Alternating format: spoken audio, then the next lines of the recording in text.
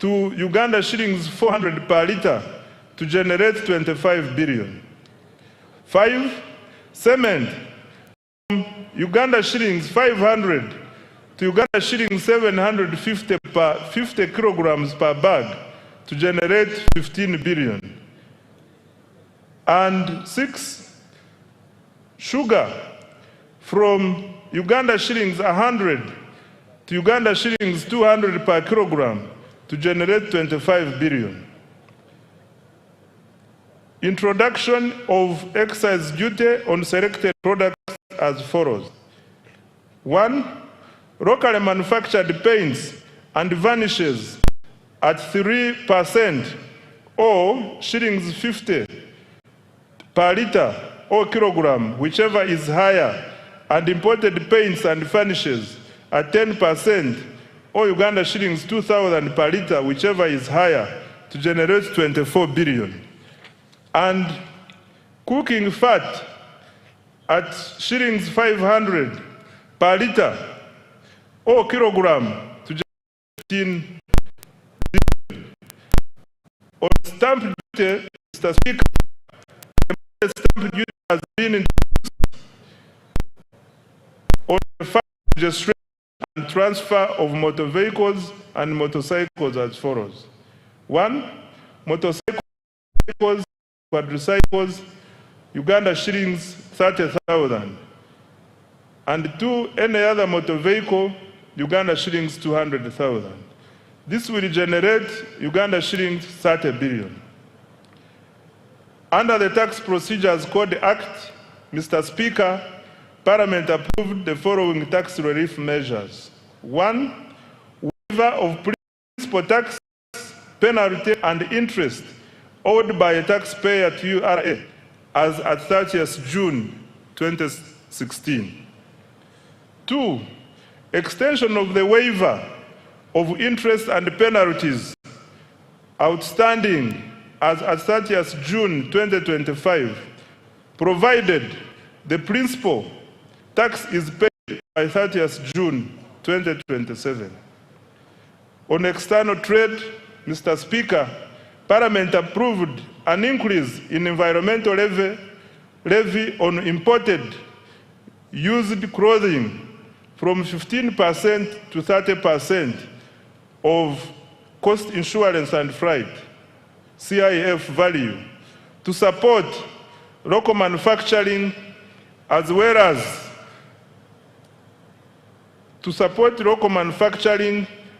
as local manufacturing and generate Uganda shillings 40 billion. Under lotteries and gaming, Mr. Speaker,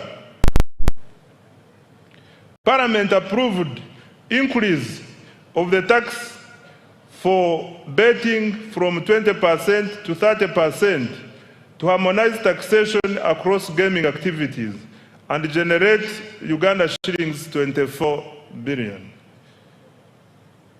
In conclusion, Mr. Speaker, Uganda has become a land of opportunity and promise. Our economy has expanded to United States dollars 69 billion and is projected to grow at a double-digit rates driven by strong export performance, fast oil, and sustained wealth creation interventions. More importantly, this growth is increasingly translating into jobs, higher incomes, and better livelihoods for Ugandans. Investor confidence is rising, and the Ugandan diaspora is responding with increased remittances, investment, and active participation in our transformation. This budget aims to accelerate the attainment of the tenfold growth strategy. Government has allocated 99% of discretionary resources to the ATMs, i.e., agro-industrialization, tourism development, mineral-based industrialization, and science, technology, and innovation, and their key enablers. This budget prioritizes production, productivity, value addition, exports, and job creation. I invite the private sector to take full advantage of these opportunities to create wealth. The budget launches Uganda into the Chisanja no more sleep.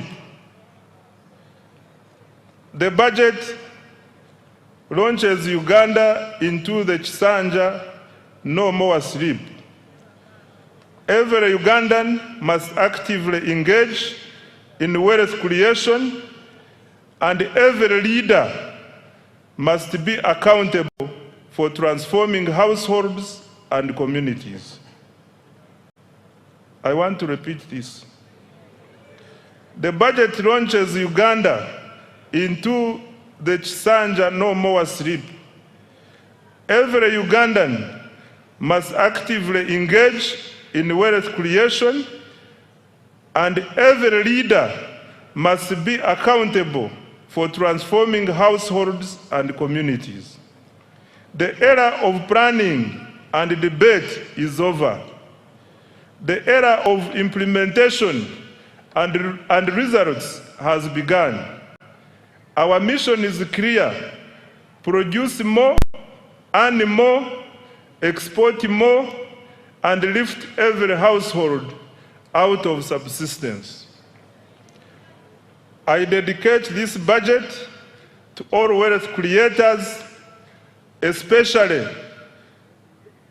the youth, whose energy, enterprise, and innovation will drive Uganda's transformation into a $5 billion economy. Right Honorable Speaker, I beg to move.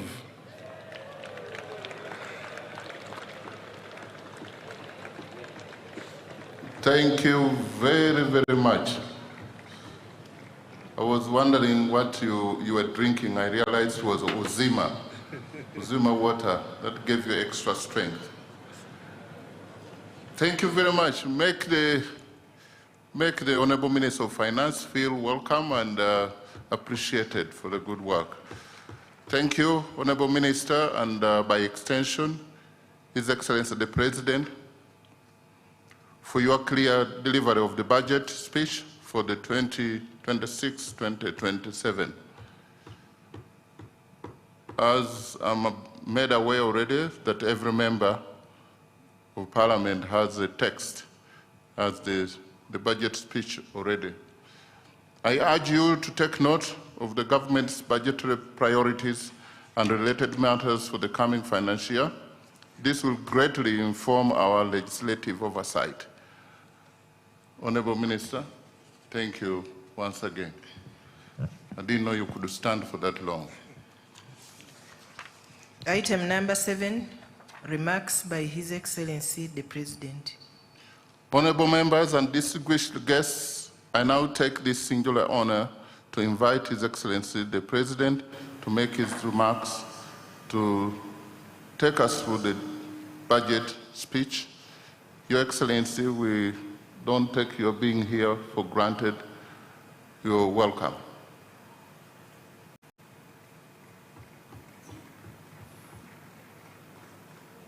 If you really want to stamp your feet, please do it. You have the permission of the chair, of the speaker. Thank you.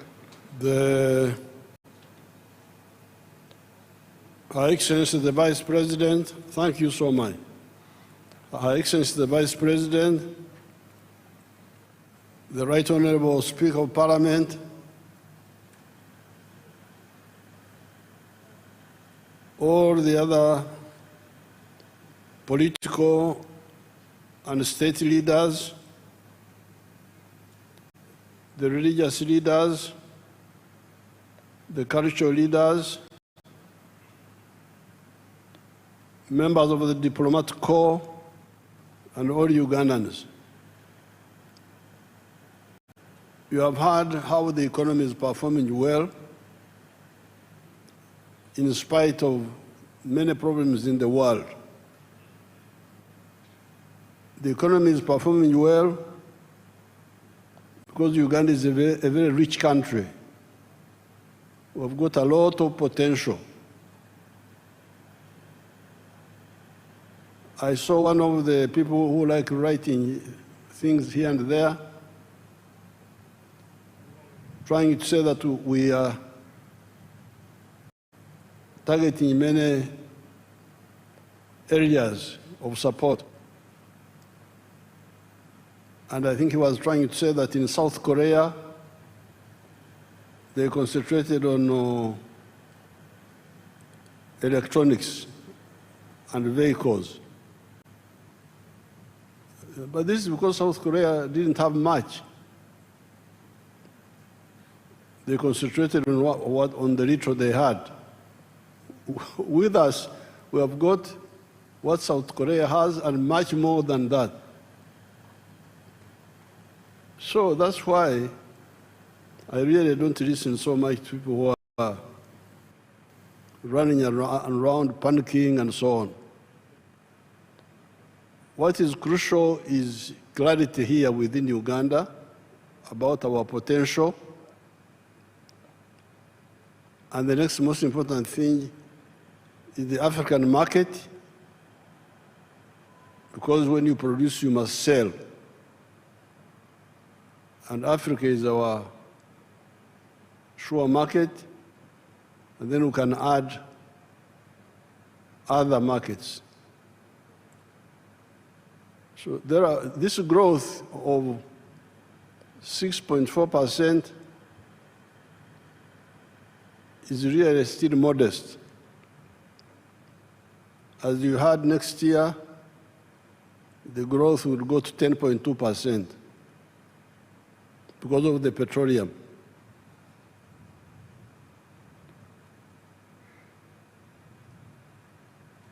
As you heard, the performance is good by world standards. But in my view, it can be stronger.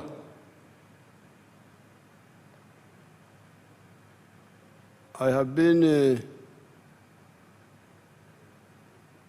I'm from the communities of this place, indigenous communities here, and I've been following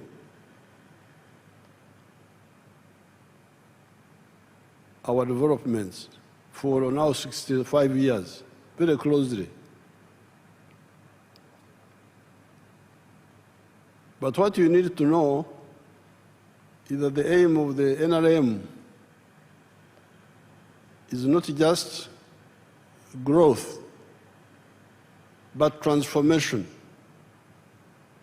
socio-economic transformation. It is now, but before I talk about other things, I want us to solve this little problem of Ebola. Ebola is a very simple disease. It is not like Corona, as I said last night. Corona was very dangerous because it was spreading by breathing, which meant that if you sat, the other time I got Corona from you people in Chankwanzi, when I took a group photograph with you people without my mask. I got Corona. And I was here for 21 days sitting in the house. So Corona was very dangerous. It was spreading by breathing. But this Ebola spread by contact. And contact, close contact, the sweat, with the vomit, if they vomit, with the blood, sexual, kissing, saliva. When the person is already sick, not showing symptoms of sickness. So therefore, really, it can be stopped We just need to get rid of the carelessness. As I told you last night, we have had 19 cases so far. 14 from our brothers in Congo, 14 of them who came. 2 died. But those who came early, 4 of them have already recovered, or the Congolese. 4 have already recovered and been discharged. The others are also recovering. They are not, our people think no more of them will die. And the 2 people who died were the Congolese from the 14.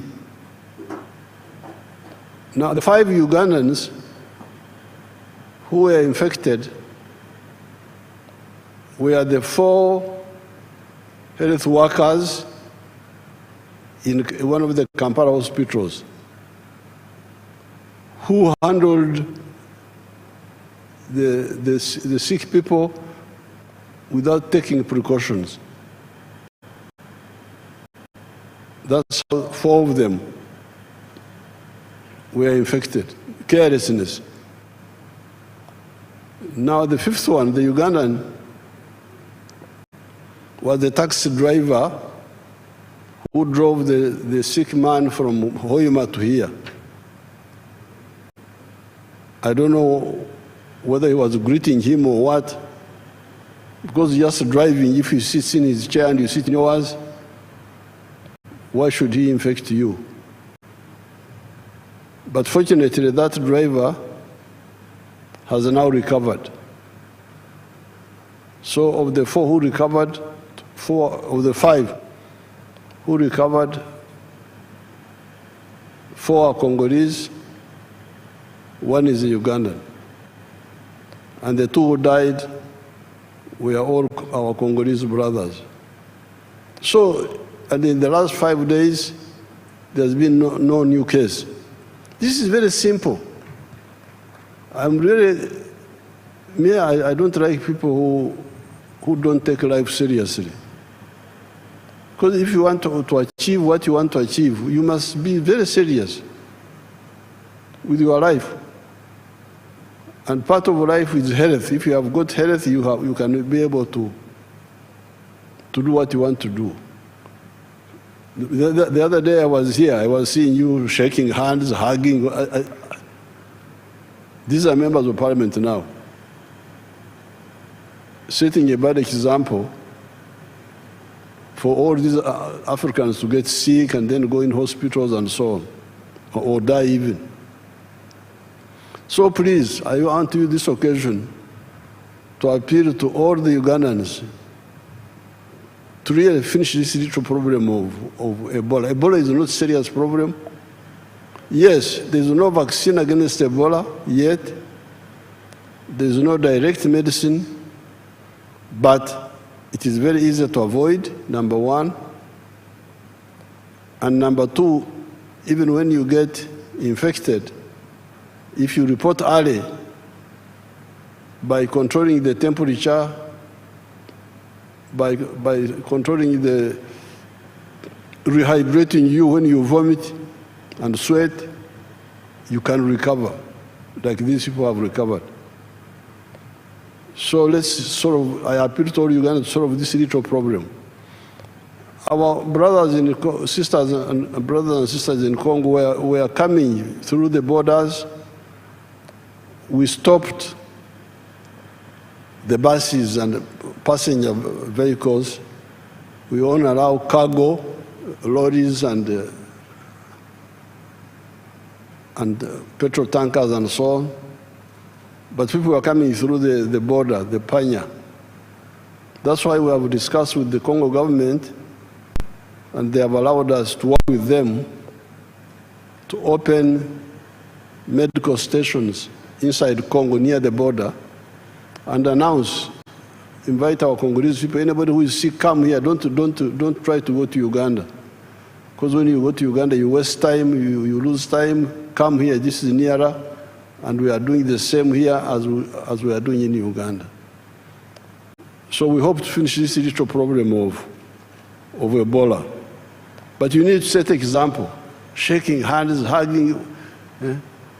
Then these pastors, that they are blessing people, as if God is deaf. You can pray, God will hear you without touching people, the health workers. Many of them have died in Congo. That's what I hear. Many of these pastors. Some of the people who were the pastors blessing people.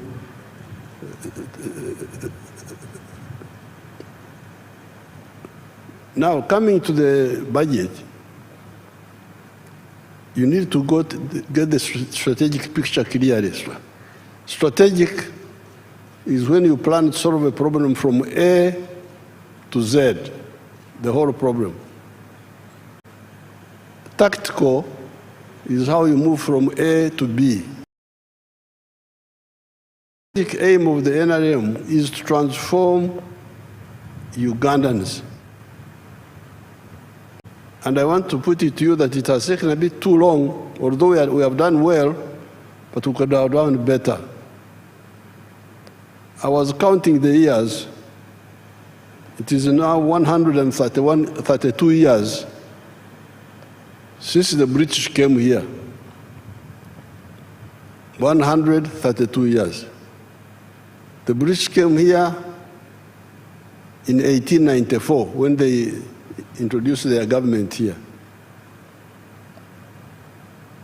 Europe had started modernization. Capitalism had started. The money economy we are talking about had started.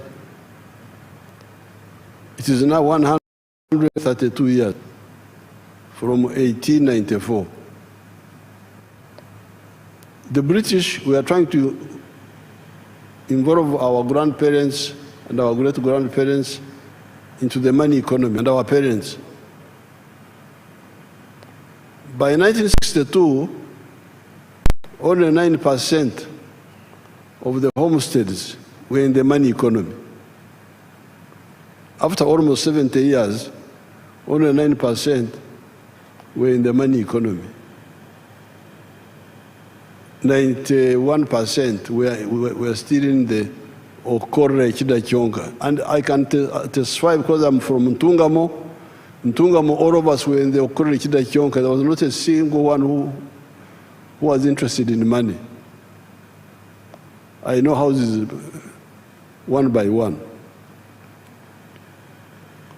Now, when we were in the bush, we studied this and we put out our document, 10 points program.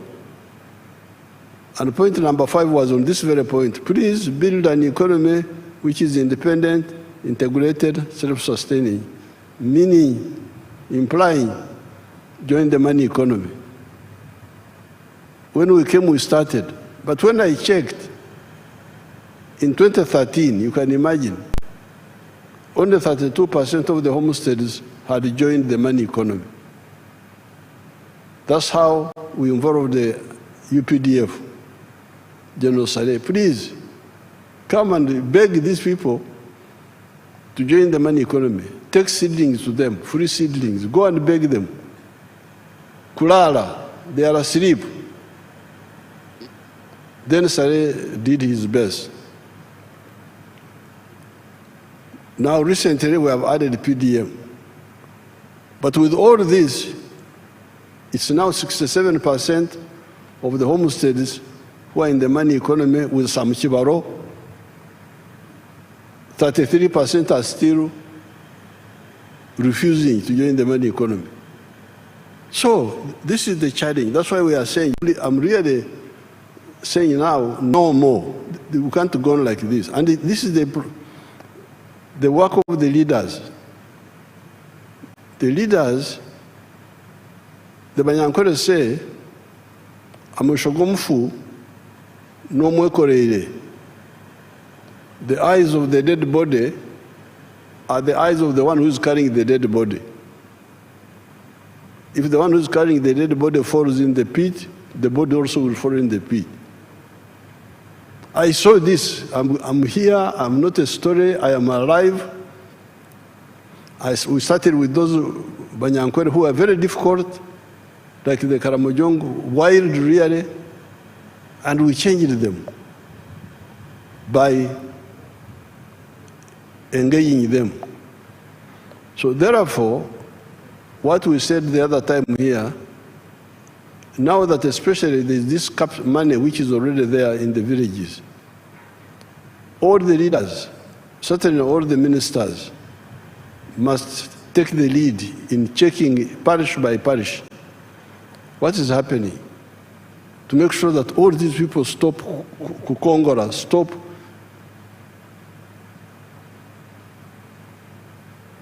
cheating us. We work, they don't work. They are there, but they want services. They want medicine, they want education, they want security, but they don't contribute. They're just sitting there in their homes and not engaging in the money economy. So although we have done very well, this very good performance the minister is talking about is by the 67% now. And all of them, not necessarily with the H.E.Museveni. Some of them do without H.E.Museveni. But there are 33% who are wako pembeni, they are on the side. Suppose they were also part of this, would be much further. And as the minister Musasi told you, these people joining the money economy is crucial for two reasons. First of all, they get income. They get income, which means that their purchasing power goes up. Part of the problem of the purchasing power being low is because they don't have income.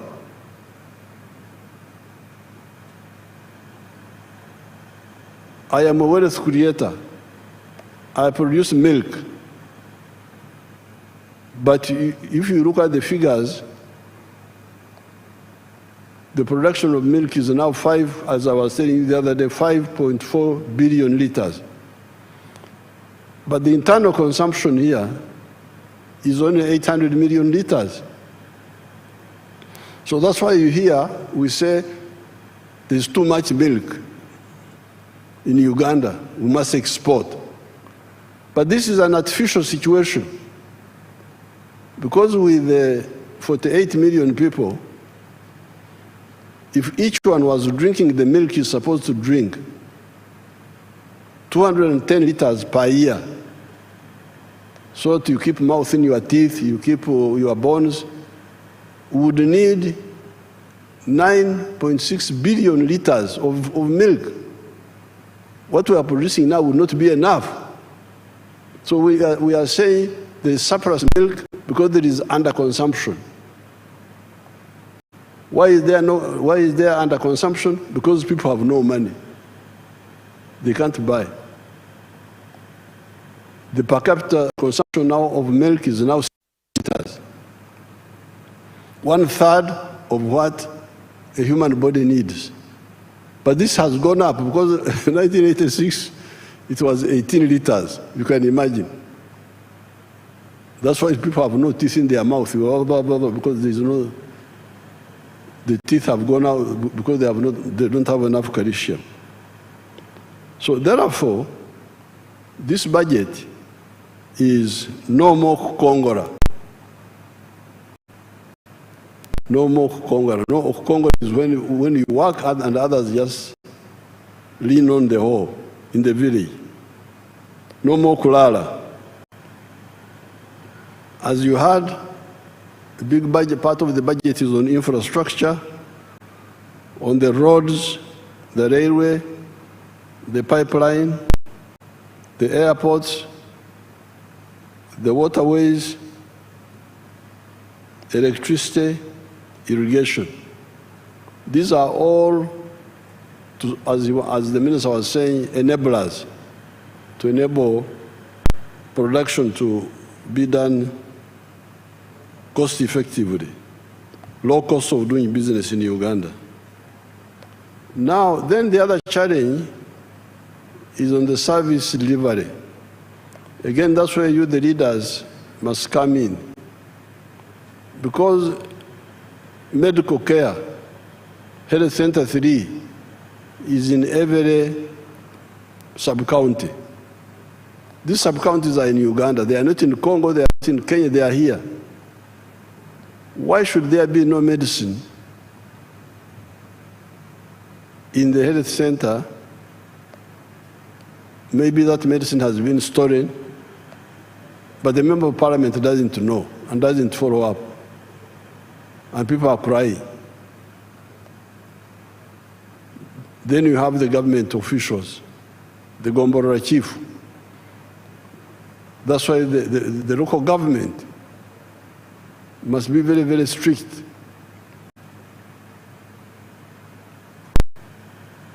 The Gomborora chiefs, what are they doing? The GISO, there is somebody called the GISO. Have you heard of somebody called the GISO? He's also there. Drugs are being stolen, GISO is there. This is what I can no longer tolerate. The people of Uganda have given me authority a number of times now. I would have to, in the past I was a bit hesitant because I was saying maybe, especially for capital, there was no capital which was being given, but now the capital is there, PDM being stolen. During the elections, I was disturbing the former Minister of Local Government, Majezi, ringing him. I got to campaign in Maracha. Instead of campaigning, people are saying, they have stolen our PDM money. I go from campaign now to, it becomes like a PDM tour. In Maracha, complaining. Then I ring Majezi, please, Majezi, come. Maracha, people are complaining. I don't even know what happened there. Buko, I was in Buko. Or was it Kwen? I think it was Kwen. Same problem. He in Kampala, Kawempe, Buambo, where PDM money was being stolen. What is the member of parliament doing? Even the opposition ones, the ones of the NRM, I will struggle with them. But even the opposition ones, as long as you are getting allowance from parliament,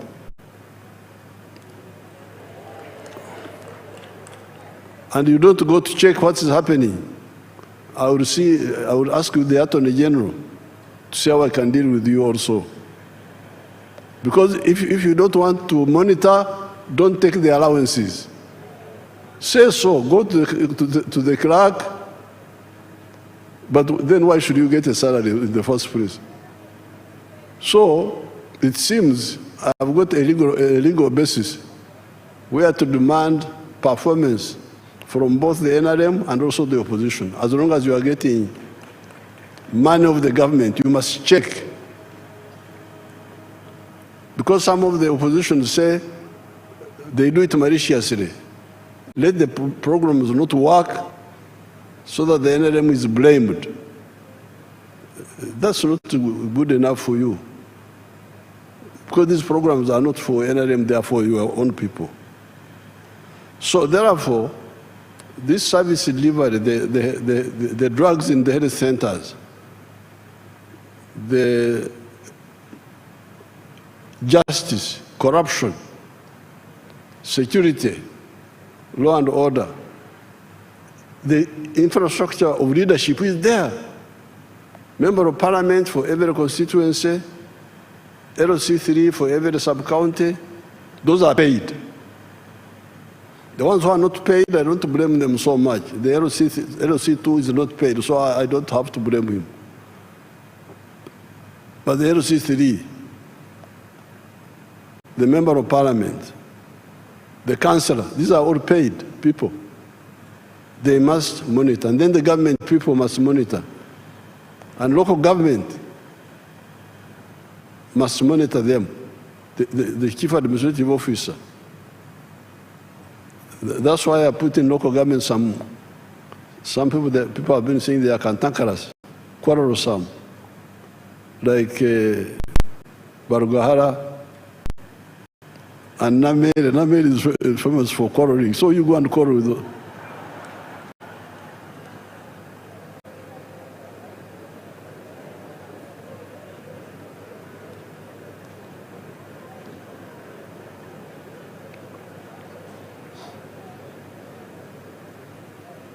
Because when I went to Masaka to defend Namere, because I had to go there, say, "Uyu mwana baba mkuza batya, tanampisa."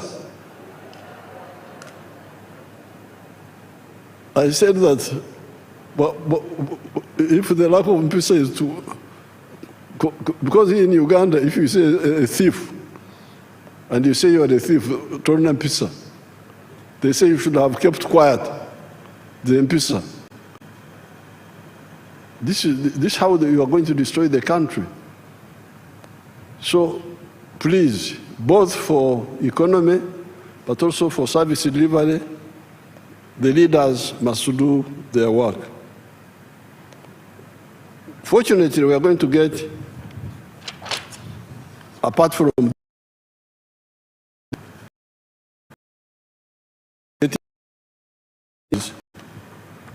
we are going to get also the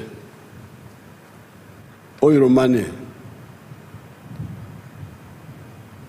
The government will be getting an extra $1.5 billion per year as its share of the government money.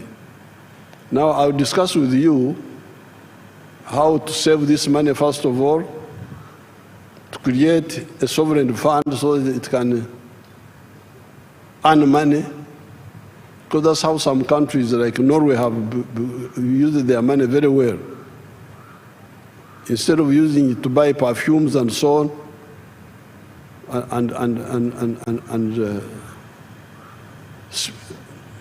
and whiskers, they put their money somewhere and it is gaining interest. But we need to use some of it to do the crucial infrastructure, like the railway. We need to have the railway with Kenya and with Tanzania and with Congo and South Sudan and Rwanda, the ones near us, so that all heavy cargo moves from the road to the railway. Then the petroleum products move from the road to the pipeline. That will leave only the light cargo and passengers on the road. And the economics there, you had Museveni telling you that it will bring down the cost of transport, of cargo, from 3,000 something to something much less. I'm saying all this so that we harmonize and don't have to waste time arguing, because sometimes we waste time. So we have done well, but we can do much better. Uganda is a very rich country. Now finally, I'll get time and talk about the environment and the trade order, where we have to remove some of our people from the roadsides and all that chaos which was here. I want to really you people to support this. Don't go on with the cheap politics of misleading our people.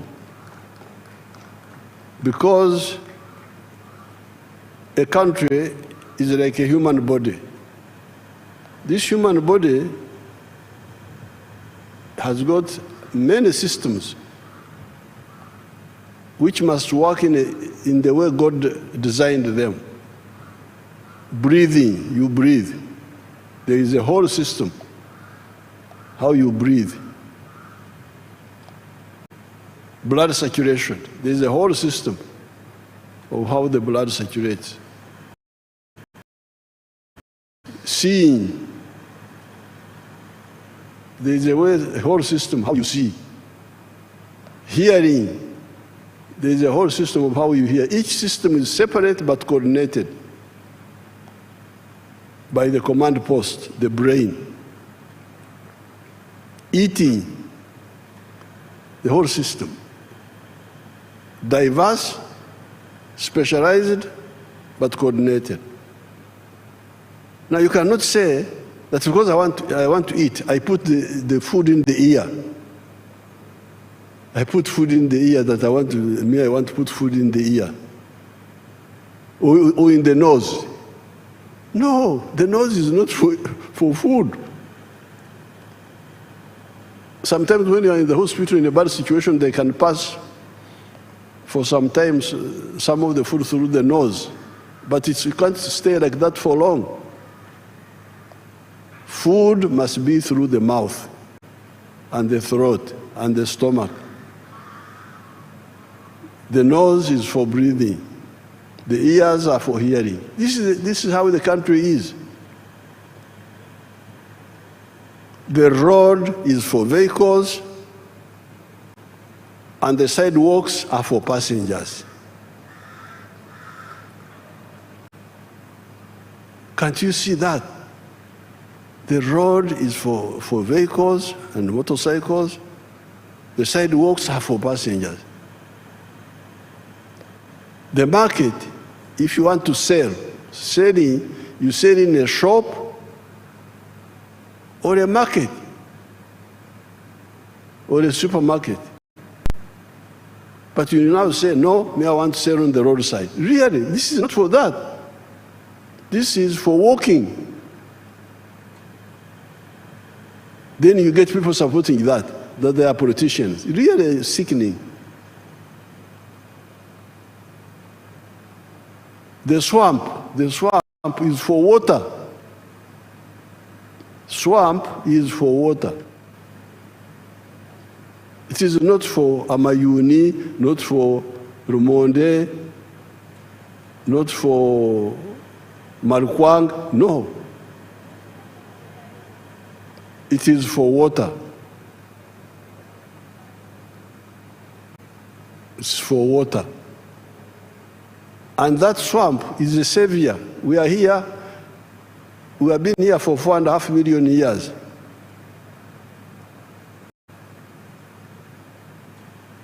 And these things came recently, the permanent buildings, vehicles. What was sustaining us were our swamps and our forests. Even when our level of science was very low, not so much, the swamps and the forests kept us here, and the grass. Now you want to destroy that, and you say you are a Ugandan? No. What are you looking for in the swamp? Swamp is for water. When the Chinese came, they misled some of our people to grow rice in swamps. This was you see how the swamp should look like. That's a real swamp. Papyrus, water, that's how it looks like. The way God created it. And we can use it like that. So therefore, this standing upside down, wanting to eat through the ear, through the nose, not through the mouth. You put food in your eye that you are eating. This is suicide. Even this Ebola you are talking about, why didn't we have Ebola in the past? I had never heard of Ebola. We had other diseases, but we have never had, historically, I've never had, except recently. And I think it is because people are invading the habitats, part of the problem, the habitats of these animals in the forest. Show them the picture of Nabanja, how Nabanja was saving Bugoma forest. They showed it a bit here. See how criminal these people are, the ones you are defending. Bugoma forest. They were showing it here, to put it back again. You see how, see how, what damage they have done. That is, you see these criminals now. Look at the trees they are destroying. These are the people you are defending. What good are these? Whose interests are they serving? These are enemies of Uganda. But I will get time and write something on that. So for now, please let all the political leaders take the lead in getting our 33% of the people who are outside the money economy to join the money economy, do so with the Chibaro, then we deal with the others, value addition and so on, like the minister was saying. I thank you and I wish you good luck.